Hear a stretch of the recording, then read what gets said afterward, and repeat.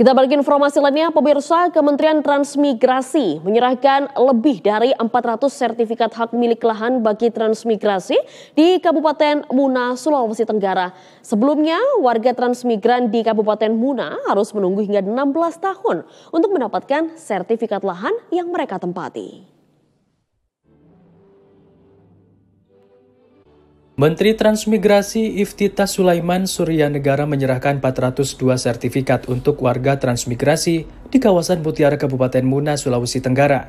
Penyerahan sertifikat hak milik lahan ini dilakukan di Aula Galampano Kantolalo, Kantor Bupati Muna pada Kamis 20 November 2025. Menurut Menteri Iftitah, penyerahan sertifikat lahan ini merupakan bagian dari program transmigrasi tuntas.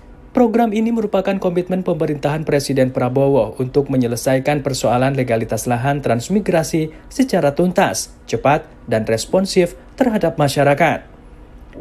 Pemerintah menargetkan pemberian 13.000 sertifikat hak milik lahan untuk warga transmigran. Dari target yang ditetapkan, saat ini Kementerian Transmigrasi telah menyerahkan sekitar 8.000 sertifikat lahan kepada warga transmigran.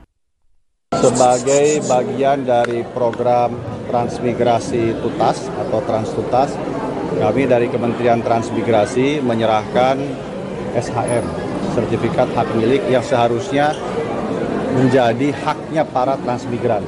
Tadi Pak Wabub sudah menyampaikan bahwa sedianya mereka itu ditempatkan 13-16 tahun yang lalu sudah mendapatkan SHM tersebut. Tetapi ternyata karena mungkin juga fokusnya tidak ke sana, ya, sehingga persoalan itu berlarut-larut. Tapi alhamdulillah di bawah pemerintahan Bapak Presiden Prabowo, satu demi satu kita tuntaskan terkait dengan persoalan lahan ini, terkait dengan pemberian kepastian hak atas tanah.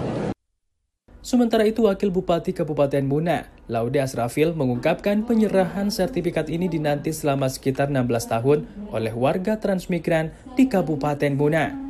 Penyerahan sertifikat hak milik lahan ini diharapkan membuat warga transmigran semakin produktif dan sejahtera.